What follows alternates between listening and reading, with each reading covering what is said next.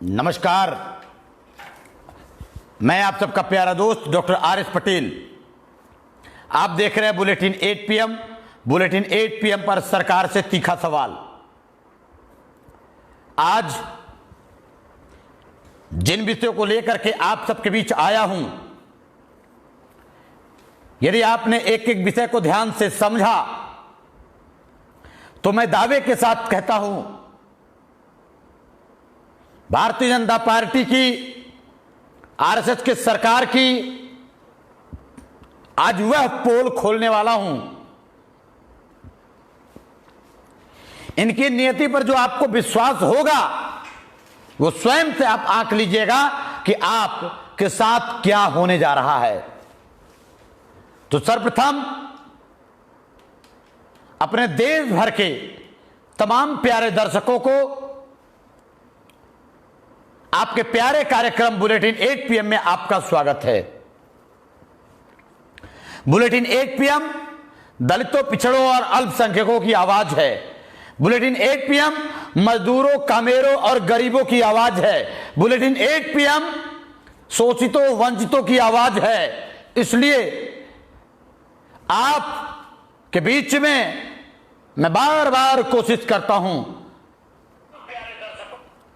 कि 8 बजे लगभग आप सबके बीच में वो रोज का अपडेट हम आपको बुलेटिन 8 PM पर वह अपडेट बताने आते हैं जो गोदी मीडिया आपको कभी नहीं बता सकती। बुलेटिन 8 PM पर वही बात आपको मिलेगी जो गोदी मीडिया या आपका मीडिया आपको नहीं बता सकता। वह सारी जानकारी बुलेटिन 8 PM आपको बताता है। तो बने रहिए सजग, देखते रहिए बुलेटिन 8 PM। शुरुआत करते हैं आज के बड़े खबरों के साथ। सबसे पहले उत्तर प्रदेश से सवाल है योगी सरकार से।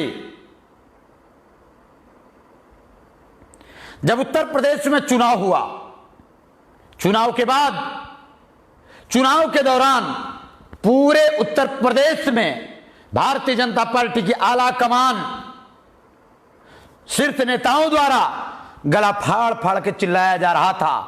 याद होगा आप लोगों को, उस समय गला फाड़ फाड़ के चिल्लाया जा रहा था। लगातार कि हमारी सरकार बनेगी तो पिछड़े समाज का मुख्यमंत्री होगा। यह बात आप सबको याद होगा। पिछड़े समाज से हम मुख्यमंत्री बनाएंगे, यह बार बार मोदी और अमित शाह के भाषण में, उत्तर प्रदेश के 2017 के चुनाव में यह आवाज निकलती है। हुआ क्या? गोरखपुर के मठ के मठाधीश को उठाकर उत्तर प्रदेश के सत्ता पे बैठा दिया जाता है। अब माननीय योगी आदित्यनाथ उत्तर प्रदेश के मुख्यमंत्री हैं। सबसे पहला उत्तर प्रदेश के पिछड़ों के साथ भारतीय जनता पार्टी ने सबसे पहले धोखा किया। उसके बाद कई बार उस समय के चुनाव के दौरान केशव मौर्य जी को फुलाया जाता था, क्योंकि तत्कालीन प्रदेश अध्यक्ष थे, और उनको फुलाया जाता था कि आपके मुख्यमंत्रित्व की बारी है। सब अंधे हो गए। तत्कालीन सरकार, अखिलेश सरकार के खिलाफ बिगुल फूंका गया। गैर यादव, पिछड़े और दलित को भड़काया गया और कहा गया कि योगी अखिलेश सरकार में सिर्फ अहीरों की सरकार है। खूब डंका बजाया गया। 8 PCS के बजाय, 8 SDM के बजाय 56 SDM का यही उत्तर प्रदेश और देश की मीडिया ने गला फाड़ फाड़ के चिल्लाया कि 56 अहीर SDM बना दिए गए। सब झूठा। लेकिन बड़े दावे के साथ योगी और मोदी, अमित शाह ने इसको खूब पिछड़ों में फैलाया और महती भूमिका भारत की मीडिया ने निभाया। अंततः पिछड़े अपने ही पिछड़े सरकार के दुश्मन बन गए और बट गए भारतीय जनता पार्टी में। और आज भारतीय जनता पार्टी पूरी तरीके से पिछड़ों के लिए दुश्मन बन बैठी है। मजा आ रहा होगा उत्तर प्रदेश वालों को। आइए अहम मुद्दे पे बात करते हैं।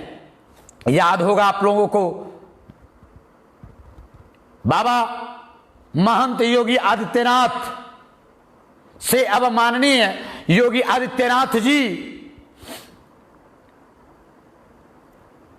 युवा हिंदू वाहिनी संगठन चलाते थे और गोरक्षक के रूप में सबसे ज्यादा इनके लोग काम किया करते थे। आज मैं वो सारी बात बताऊंगा, उससे पहले महाघोटाले पर चर्चा करते हैं। आज एक बयान में योगी आदित्यनाथ जी ने, माननीय मुख्यमंत्री उत्तर प्रदेश ने कहा कि हमारे यानी उत्तर प्रदेश के अहम भूमिका के कारण, हमारे प्लान के कारण उत्तर प्रदेश में कोरोना बहुत तेजी से नहीं बढ़ पाया। अब तक कोरोना केवल 8,000 ही है। यह योगी आदित्यनाथ का बयान है। अपने दावा में योगी आदित्यनाथ ने कहा कि हम इतनी सजगता से काम किए, हमारी सरकार ने उत्तर प्रदेश में पूरी मजबूती से कोरोना के खिलाफ जंग लड़ा, जिसके कारण हम केवल 8,000 के ही अंदर हैं। ये आदित्यनाथ जी का बयान है। जरा सोचिए, सवाल करिए बाबा जी से, सवाल करिए माननीय मुख्यमंत्री उत्तर प्रदेश योगी आदित्यनाथ जी से। योगी जी जरा जांच का दर भी बता दीजिए, जरा जांच का दर भी बताइए कि उत्तर प्रदेश में कितना जांच करते हैं और कितना है। सच बताइए, ईमानदारी से बताइए।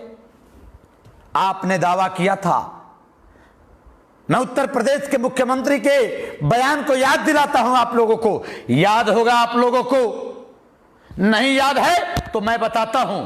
अभी पिछले दिनों में योगी आदित्यनाथ ने एक बयान दिया था। उन्होंने कहा 23 लाख प्रवासियों को हम उत्तर प्रदेश ला चुके हैं। यह बात याद है आप लोगों को। उन्होंने कहा, उसी दौरान इन्होंने कहा कि महाराष्ट्र से आने वाले प्रवासी 75% उत्तर प्रदेश में कोरोना संक्रमित हैं। दिल्ली से आने वाले प्रवासी उत्तर प्रदेश में 50% से ज्यादा संक्रमित हैं और अन्य राज्यों से आने वाले प्रवासी 25 से 30% संक्रमित हैं।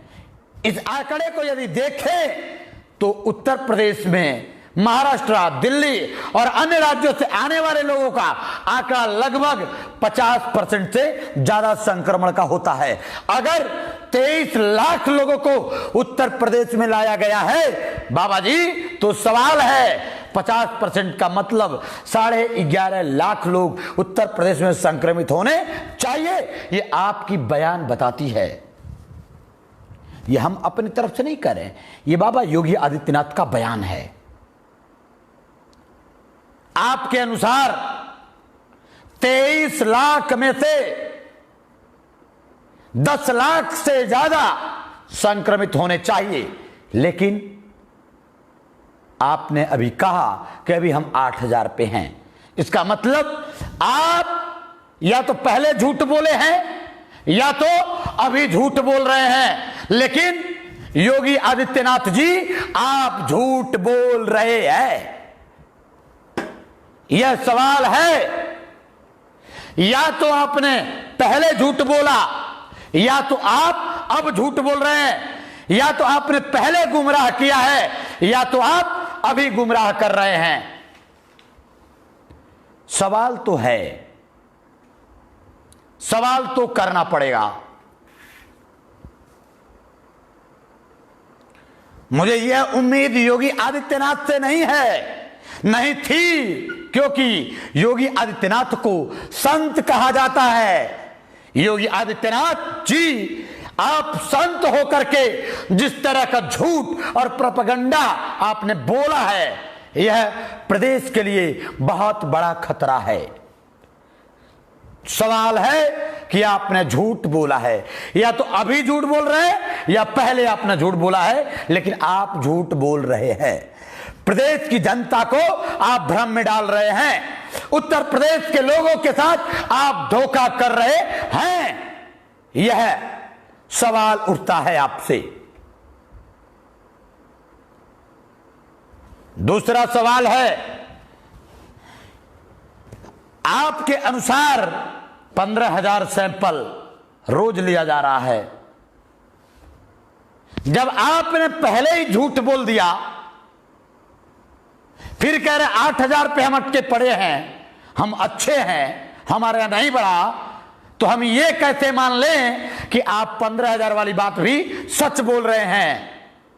सच कहें मेरे प्यारे साथियों, भारतीय जनता पार्टी में झूठ का बोलबाला है, भारतीय जनता पार्टी में जुमले का बोलबाला है, भारतीय जनता पार्टी में मोदी के नक्शे कदम पर जुमले का तीर चलाया जाता है।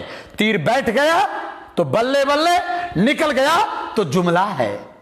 वाह रे वाह, भारतीय जनता पार्टी, भ्रष्टाचार जनता पार्टी, बलात्कारी जनता पार्टी, ये असली पहचान है भारतीय जनता पार्टी के नेताओं की। मेरे प्यारे साथियों, अगला सवाल है, अगला पोल जो मैं खोलने जा रहा हूं, धर्म का धंधा सबसे अंधा, अधर्म का धंधा सबसे चंगा। यह बात आप लोगों को समझ में आ जाएगा, सोचिए। लेकिन एक बात अनुरोध के साथ कहूंगा, बुलेटिन 8 PM सच के साथ है, बुलेटिन 8 PM आपकी आवाज है, बुलेटिन 8 PM झूठे का पोल खोलने वाला बुलेटिन है। इसलिए आपसे अनुरोध है कि लाइव को इतना शेयर करिए, इतना शेयर करिए कि जो अगला पोल खोलने जा रहा हूं, अगला जो पोल खोलने जा रहा हूं, इस पर इनके दंगाइयों का, इनके पेट में खुजली होने लगेगी, इनको दर्द होने लगेगा। इतना शेयर करिए कि इनके कान फट जाएं। अगला बहुत खतरनाक सवाल है, योगी आदित्यनाथ जी को, उनके टीम को, या भारतीय जनता पार्टी में एक गोरक्षक टीम है, या भाजपा को गोरक्षण सरकार कही जाती है। हिंदुत्व वाली सरकार, गाय को अपनी मां बताने वाली सरकार। हम तो गाय को पशु मात्र मानते हैं। गाय एक पशु है, उम्दे किस्म की पशु है, लेकिन पशु ही है। गाय हमारी मां नहीं है, हमारे लिए हमारी मां नहीं है। अब सवाल है, जो लोग गाय को माता कहते हैं तो सांड को क्या कहेंगे, यह सवाल है। अगर गाय माता है तो पापा कौन है आपका, यह सवाल है। बाकी अगला सवाल आप लोगों से जरा सोचिएगा, उत्तर प्रदेश में गौशाला के नाम पर महाघोटाला हुआ है। आज वो एक एक घोटाले का पोल मैं खोलूंगा। केवल एक मंडल उत्तर प्रदेश में, लगभग 18 से ज्यादा मंडल है, एक मंडल का पोल खोलूंगा। 18 मंडल का पोल आप अपने से निकाल लेना। सुनिएगा ध्यान से। अगला सवाल है, गोरक्षक सरकार में गौशाला के नाम पर, योगी राज की सरकार में गौशाला के नाम पर महाघोटाला, योगी राज्य में गाय के नाम पर महाघोटाला। क्या यह जंगल राज नहीं है? हत्याओं का सिलसिला तेजी से, बलात्कार का सिलसिला तेजी से, दलितों, पिछड़ों और मुसलमानों पर अत्याचार का सिलसिला तेजी से। लेकिन अब सवाल है कि अब सबसे एक कदम आगे निकल गए, जिसकी रोजी रोटी खाते थे, जिसको गाय बताकर अपनी मां बताने वाले लोगों ने गोरक्षक का महाघोटाला। सुनिए, गोरक्षक सरकार में गौशाला के नाम पर योगी राज्य में महाघोटाला। चित्रकूट मंडल का एक वानगी मैं आप सबके सामने रखता हूं आज। सुनिए, सुनिए गाय के नाम पर ये क्या क्या करते हैं, कितना घिनौना हरकत है ये गोरक्षकों का। हिंदुत्व के नाम पर समाज को बांटने वाले लोगों का कितना गंदा और घिनौना खेल है। सुनिए सुनिए 30,000 पशु की गिनती एक मंडल से लगभग गायब हो गई। सोचिए कहां गए वो गाय। जितनी गिनती का सरकार के पास, जितनी गिनती पर बजट पास हुआ, जितनी गिनती पर पैसा दिया जाता है, एक मंडल से 30,000 गाय गायब। कहां गई वो गाय? या तो गाय के नाम पर पैसा सरकार से लिया गया है, घोटाला हुआ है, या गाय गोमांस के लिए चली गई होगी। यह आरोप है मेरा, यह मेरा आरोप है। गाय के नाम पर पहलू खान की हत्या करने वाले, गोकसी के नाम पर पहलू खान की हत्या करने वाले बजरंग दल, हिंदू दल के लोग गाय के नाम पर, गोकसी के नाम पर तमाम मुसलमानों का, दलितों की लिंचिंग करने वाले लोग। आज सवाल है तुमसे कि तुम लोगों ने आखिर जिस गाय को अपनी मां कहते थे, आज उत्तर प्रदेश के एक मंडल से, चित्रकूट मंडल से 30,000 गाय गायब हैं। 30,000 गायों का अता पता नहीं है। या तो गाय खरीदी गई, गाय गोमांस के लिए बेच दी गई हो, या गाय के नाम पर पैसों का महाघोटाला गोरक्षक सरकार में हुआ है। तो सवाल है, इस बात को सुनिएगा। 992 गोरक्षण केंद्र, कितना? 892 गोरक्षण केंद्र चित्रकूट मंडल में सरकार के अकाउंटेबिलिटी में है। लेकिन 30,000 से ज्यादा, 892 गोरक्षण केंद्र से 30,000 से ज्यादा गायों का अता पता नहीं है। बादा में सुनिए जिले वाइज और शेयर करिए। गोरक्षकों के पेट में दर्द होना चाहिए, शेयर करिए, इनका पोल खुलना चाहिए। गाय के नाम पर, हिंदुत्व के नाम पर लिंचिंग करने वाले जल्लादों का पोल खुलना चाहिए। सुनिए,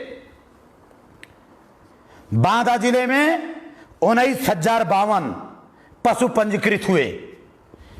उत्तर प्रदेश के चित्रकूट मंडल के बांदा जिले में 19,052 पशु पंजीकृत हैं। लेकिन जांच पड़ताल के बाद पाई गई कि 9,000 पशु गायब हैं। एक जिले से पाया गया 10,052, यानी 10,052 ही पशु हैं। कुल होना कितना चाहिए? 19,052, लेकिन है कितना? 10,052। गए कितना? 9,000 गायब।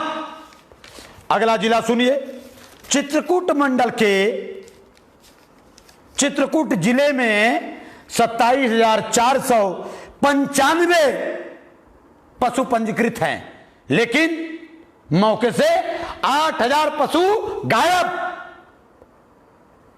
ठोकिए। अगला महोबा जिले में, चित्रकूट मंडल के महोबा जिले में 24,685 पंजीकृत हैं गाय और पशु, लेकिन 6,000 गिनती में कम पाए गए, गायब। 6,000 पशु गायब।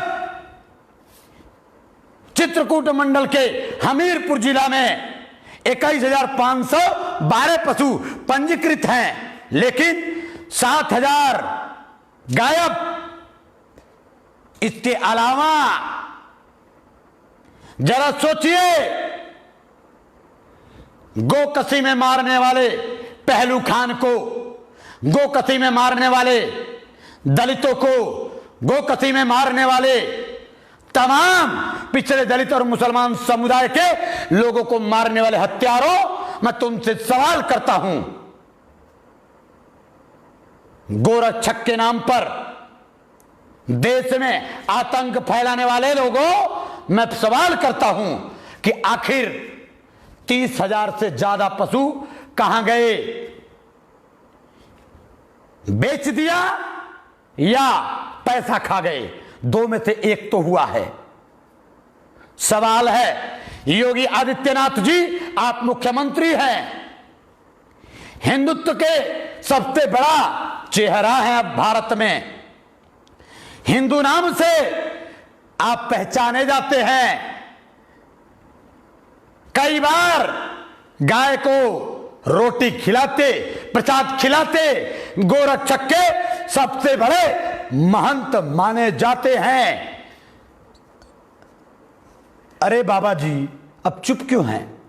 सवाल है, जवाब तो देना पड़ेगा, जवाब तो देना पड़ेगा कि आखिर कहां गायब है? अब कहां गया? सवाल है कि कहां गया? ये आपसे सवाल है बाबा जी, जवाब तो देना पड़ेगा। तो असल में ऐ मेरे प्यारे साथियों, बुलेटिन 8 PM के दर्शक प्यारे साथियों, आप जान लीजिए, हिंदुत्व इनका बिजनेस है, हिंदुत्व इनका एजेंडा है। हिंदुत्व और गोरक्षक नाम से भारत के कुछ तथाकथित लोगों को मूर्ख बनाकर भारत के दलित पिछड़ों का शोषण करने की एक बड़ी साजिश, एक बड़ी नियति है। असल में गोरक्षक और हिंदुत्व इनका असल वाला बिजनेस है। इस बिजनेस को समझना और इस बिजनेस के बारे में हमें आपको बात करना पड़ेगा और इनका पर्दाफाश करना पड़ेगा। और हम यानी डॉक्टर RS पटेल, सरदार सेना और तमाम सामाजिक संगठन के लोग आने वाले दिनों में इनके तमाम गंदे करतूतों का पर्दाफाश करेंगे। यह बुलेटिन 8 PM है, आप देख रहे हैं बुलेटिन 8 PM पर सरकार से तीखा सवाल। बाबा जी, बताना पड़ेगा, सवाल का जवाब आपको देना पड़ेगा। अगला सवाल, इतना ही नहीं हुआ, इसके अलावा चारा, पानी, टीन शेड, पशुओं की देखभाल करने वाले कर्मचारी जांच पड़ताल में सब नदारत पाए गए। न कर्मचारी मिले, न चारा मिला, टीन शेड के नाम पर पैसा गायब, सब का सब गायब। मैंने पहले ही कहा, आज इनके पेट में दर्द होगा। आज आप लोगों का सहयोग मिला, आप लोगों ने लाइव को शेयर किया, आप लोगों ने मजबूती से क्रांति फैला, तो मैं दावे के साथ कहता हूं, इन धर्म के धंधा सबसे अंधा करने वाले लोगों को पर्दाफाश होगा। तो यह रही गोरक्षक के नाम पर उत्तर प्रदेश में और देश में आतंक फैलाने वाले लोगों का काला सच। अब सुनिए अगला सवाल।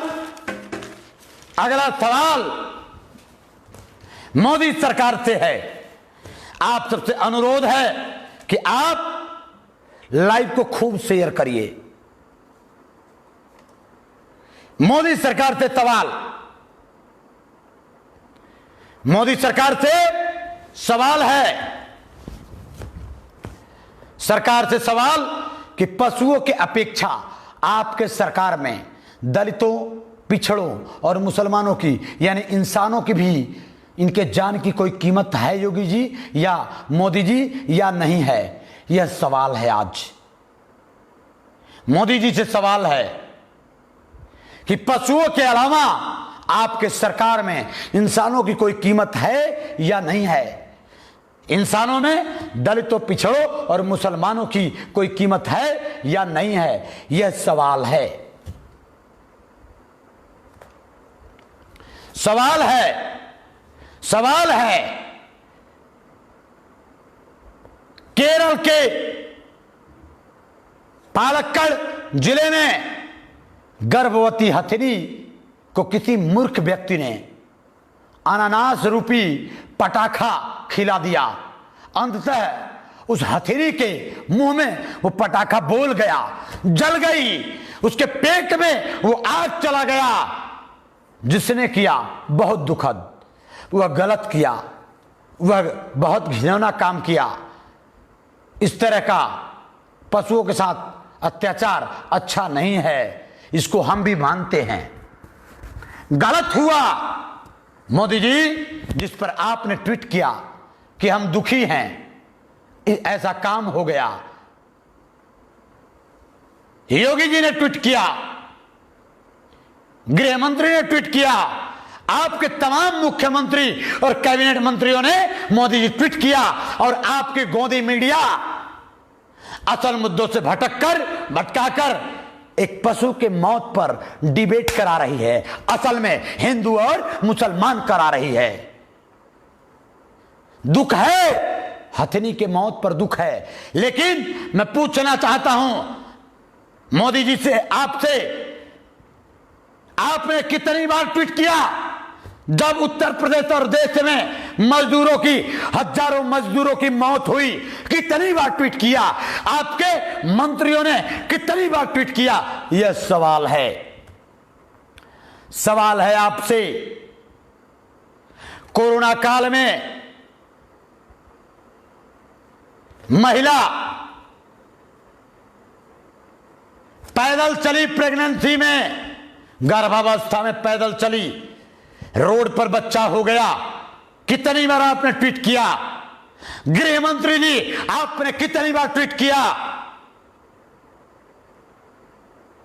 मजदूर ने बैलगाड़ी का एक बैल बेच करके अपने पेट भरने के लिए, अपने बच्चों के खुराक के लिए हजारों किलोमीटर, एक तरफ बैल और एक तरफ बैल के जगह अपने गले में जुआ डालकर खींचने का काम किया। कितनी बार आपने ट्वीट किया? मैं सवाल करता हूं, जब इंसान को पशु जैसा आपने बना दिया तो आपने कितनी बार ट्वीट किया? आपकी गोदी मीडिया ने कितना डिबेट किया? हजारों मजदूरों की मौत हो गई।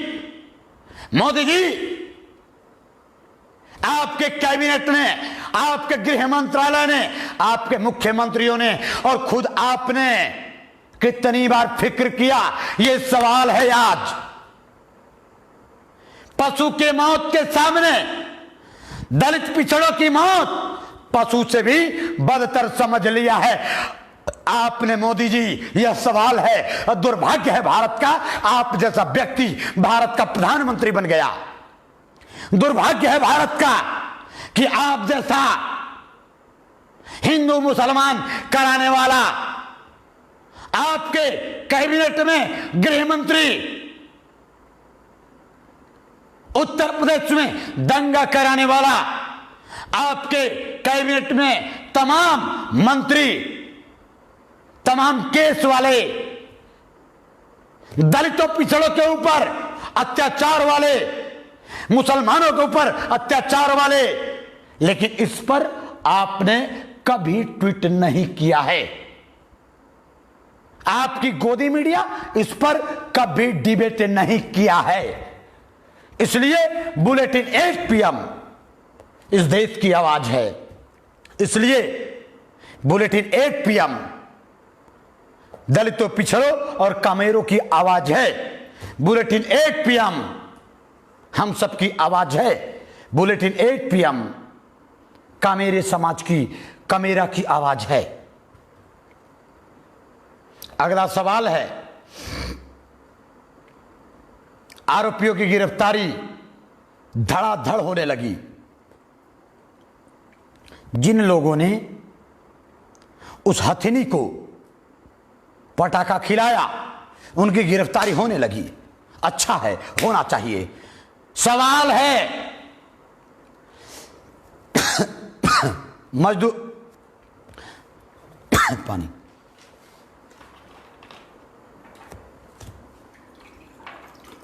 सवाल है,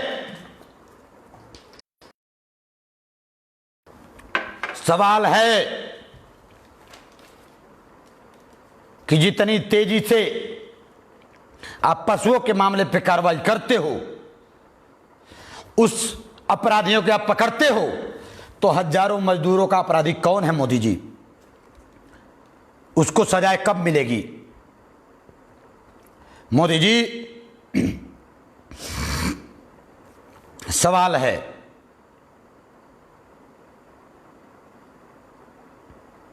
रोड पर जिस महिलाओं को बच्चा हो गया, उसका जिम्मेदार कौन है?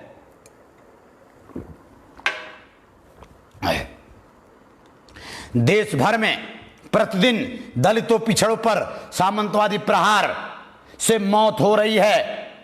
न्याय के नाम पर आप थमाते हो बाबा जी का ठुल्लू, आखिर क्यों? सवाल है।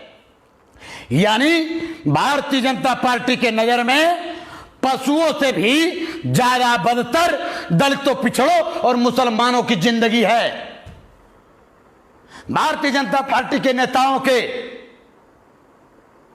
विचार से दलित पिछड़ा पशु से भी गया गुजरा है।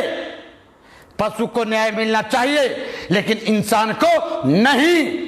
ये भारतीय जनता पार्टी का चाल चरित्र और चेहरा, खासकर मोदी जी और मोदी के कैबिनेट का यह विचार है, यह साबित होता है। अगला सवाल, क्या मोदी सरकार द्वारा लॉकडाउन के अंधेरे में प्राइवेटीकरण पर जोर दे दिया गया है?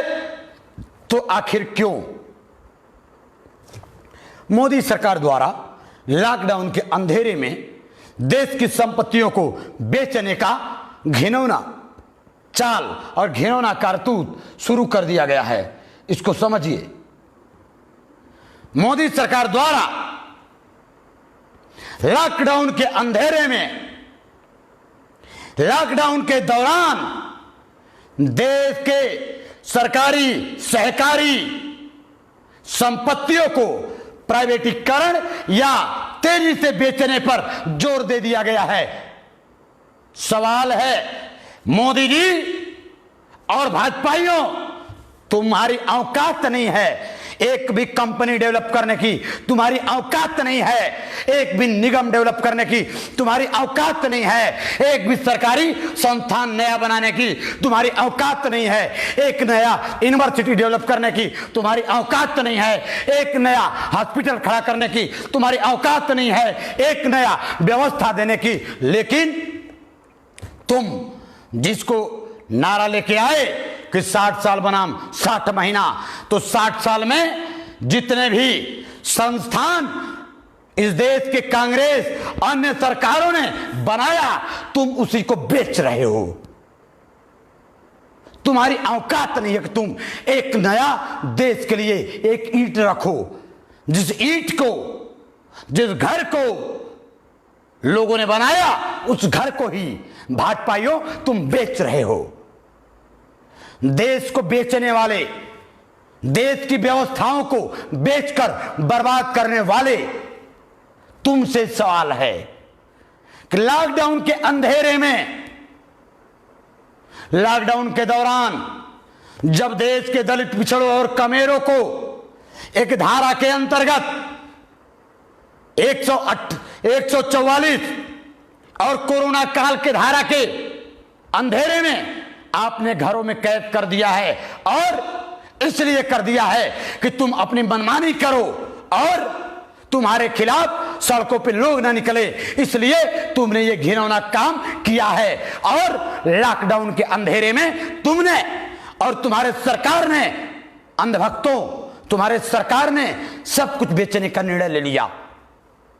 फिर एक बार धोखा हुआ देश के साथ। अभी कोरोना काल में एयरपोर्ट, कुछ एयरपोर्ट और रेलवे प्राइवेटीकरण की घोषणा की गई थी, याद होगा आप लोगों को। अब फिर एक महाघोटाला। अब देश के कामेरा, दलित, पिछड़ा और मुसलमानों, गरीबों के जेब पर डाका डालने जा रही है मोदी सरकार। लॉकडाउन के दौरान सातिर प्लान के अनुसार पूरे देश में प्रीपेड स्मार्ट मीटर आपके द्वारा लगा दिए गए। सोचिए ऐ मेरे देश के कामेरो, सोचना। बहुत तेजी से मोदी सरकार द्वारा सातिर प्लान के अनुसार सबके घरों में प्रीपेड मीटर, स्मार्ट मीटर बैठाया गया, बिजली का मीटर। अडानी अंबानी के हाथों भारत की बिजली व्यवस्था बेचने का निर्णय ले लिया गया है। अडानी अंबानी के हाथों या और कंपनियों के हाथों भारत की संपदा, बिजली व्यवस्था बेचने का निर्णय मोदी सरकार ने ले लिया है। इसी खातिर सातिर प्लान के अनुसार मोदी सरकार ने प्रीपेड स्मार्ट मीटर लगाया, धड़ल्ले से लगवाया। मोदी सरकार 2020 में विद्युत अधिनियम संशोधन बिल लाने जा रही है। विद्युत अधिनियम संशोधन बिल मोदी सरकार 2020 में लाने जा रही है। अगले सत्र के कार्यकाल में, अगले सत्र में कानून बन जाएगा और आपके घर में जो पूरा जीवन बिजली आप खपाते हो उन सब पर मोदी सरकार आपके जेब पर डाका डालने जा रही है। यानी सारा सब्सिडी खत्म। अब आने वाले 3 सालों के अंदर सब्सिडी समाप्त हो जाएगा। का मेरा दलित पिछड़ा जिसको जो बिजली मिल रही है वो बिजली पूरा का पूरा प्राइवेट हाथों से होके आएगा। सोच लीजिए, अंडानी और अंबानी के हाथों एयरपोर्ट बेच दिया गया, तमाम रेलवे स्टेशन बेच दिए गए, अंडानी अंबानी के हाथों बिजली भेज दिया जाएगा। पहले के समय में देश के जिन महापुरुषों ने अंग्रेजों से लड़कर भारत को बचाने का काम किया, अंग्रेजों के गुलामी को हटाने का काम किया, भगत सिंह, चंद्रशेखर आजाद, सरदार पटेल, सुभाष चंद्र बोस जैसे महापुरुषों ने जीवन को बर्बाद करके देश को आजाद कराने का काम किया। अंग्रेजों से नहीं सही, लेकिन मोदी सरकार अब देश के ही अडानी और अंबानी के हाथों आपको गुलाम बनाने का, भारत को गिरवी रखने का काला षड्यंत्र रच दिया है। इसके लिए बुलेटिन 8 PM आप सबसे दरख्वास्त करता है, इनके खिलाफ आंदोलित होना पड़ेगा। आपको अब अपनी आवाज उठाना पड़ेगा। आपको घरों में रहने से काम नहीं चलेगा। बुलेटिन 8 PM पर डॉक्टर RS पटेल सरदार सेना की तरफ से आप सबसे हाथ जोड़कर यह गुहार लगाता है कि काले कानून के खिलाफ, हिटलर शाही सरकार के खिलाफ, सामंतवादी सरकार के खिलाफ हमें आपको आना होगा और लड़ाई लड़ना होगा। किसानों और गरीबों को भी कोई सब्सिडी नहीं मिलने वाली है।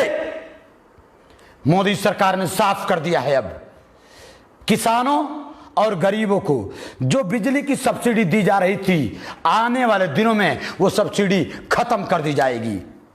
क्या यह है बुलेटिन 8 PM में जिस समाचार को आपको बताया है, क्या आपकी गोदी मीडिया बताई है? ईमानदारी से बताइए, बताई है? आपका जवाब होगा नहीं। बुलेटिन 8 PM के तमाम क्रांतिकारियों ने छांट छांट कर यह खबर निकाला है।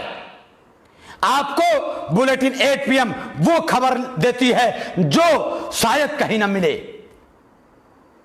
ऐ प्यारे क्रांतिकारी साथियों, बुलेटिन 8 PM के श्रोताओं, सैल्यूट करता हूं, आपको सैल्यूट करता हूं। आप क्रांति खड़ा करने वाले लोग हैं। आप देश में एक नया धारा ला सकते हैं। आप देश में एकजुट हो गए। ऐ पिछड़े दलित का मेरे और मुसलमान साथियों, हमारी आपकी आबादी 90% है। हमें आपको अपने अधिकारों के लिए सड़क पे आना पड़ेगा। हमें अपने अधिकारों के लिए लड़ाई लड़ना पड़ेगा। याद करिए, अमेरिका जैसा बहुत अमीर देश, दुनिया का सबसे अमीर देश अमेरिका, लेकिन अमेरिका में 15, 17, 18, 20% अश्वेत, एक अश्वेत के मर जाने पर, एक अश्वेत के मौत से पूरी अमेरिका में तबाही हो गई है। पूरी अमेरिका में व्हाइट हाउस तक आंदोलन खड़ा हो गया। लेकिन हमारे देश में संघीय सरकारों द्वारा रोज सैकड़ों दलितों, पिछड़ों और मुसलमानों की भारत में हत्या की जा रही है। लेकिन हम इतने गुलाम हो गए हैं कि हमारे अंदर जो खून है शायद वो पानी हो गई है, हम लड़ने योग्य नहीं बचे। इसलिए बुलेटिन 8 PM आपको ललकारता है। बुलेटिन 8 PM आपसे आग्रह करता है कि आइए मिलकर एकजुट होते हैं और सामंतशाही के खिलाफ आवाज बुलंद करते हैं। यह गुजारिश करते हैं आपसे। प्यारे साथियों,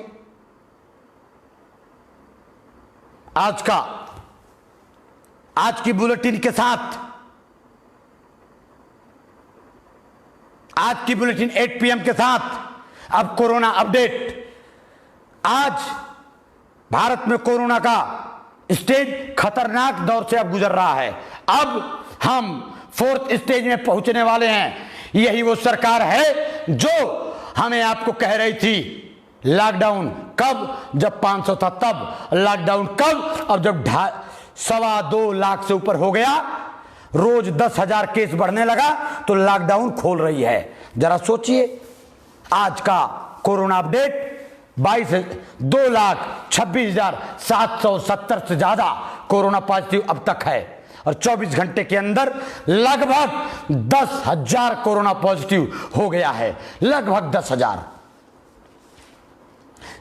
अब तक कोरोना से मौतों का आंकड़ा 6348 लोगों की, लगभग 6350 लोगों की मौत हो चुकी है। लेकिन आज सबसे ज्यादा भयानक मौत हुई कोरोना से 275 से ज्यादा, 275 से ज्यादा कोरोना के कारण भारतीयों की मौत हो गई है।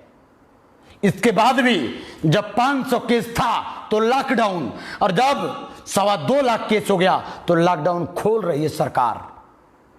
सचेत रहिए, यह सरकार आपकी दुश्मन है। सचेत रहिए, इस सरकार के नियम कायदे गंदे हैं। सचेत रहिएगा, यह सरकार बिना प्लान की चलती है। सचेत रहिएगा, यह सरकार दलितों, पिछड़ों और कमेरों और मुसलमानों के दुश्मन है। सचेत रहिएगा। इसलिए बुलेटिन 8 PM आपको यह बताता है कि इस सरकार से सचेत रहिएगा, इस सरकार से बचिएगा। यह सरकार आपकी नहीं है, यह सरकार सिर्फ अमीरों और सवर्णों की है। RSS के इशारे पर चलने वाली सरकार है। इसलिए सरकार ने लॉकडाउन खोला है, कोरोना ने नहीं कहा। कोरोना बहुत तेजी से बढ़ रहा है, बहुत तेजी से। देखते रहिए बुलेटिन 8 PM, बने रहिए सचेत और सजग। मैं आप सबका प्यारा दोस्त डॉक्टर RS पटेल आप सबसे गुजारिश करता हूं कि आपका यह पेज, बुलेटिन 8 PM वाला पेज, जिसको लाइक करिए, शेयर करिए, फॉलो करिए और मित्रों से भी करवाइए। चूंकि आपके इसी सहयोग से बुलेटिन 8 PM का आवाज बहुत दूर तक जाएगा, बहुत दूर तक। आप बुलेटिन 8 PM को लाइक करिए, सब्सक्राइब करिए, फॉलो करिए और शेयर करिए। साथ ही हमारा YouTube चैनल है वंचित विजन, YouTube चैनल वंचित विजन, वंचित विजन YouTube चैनल, वंचित विजन VANCHIT, वंचित VISION vision YouTube channel subscribe करिए, बेल आइकन का घंटी दबाइए। जो बनेगी आपकी आवाज, जो बनेगी वंचितों की आवाज, दलितों, पिछड़ों और मुसलमानों की आवाज। आपसे आग्रह है कि आप इसको ताकत दीजिए। आप सब ने हमें सुना, फिर कल मिलेंगे बुलेटिन 8 PM पर रात 8 बजे। देखते रहिए, बने रहिए सजग। नमस्कार।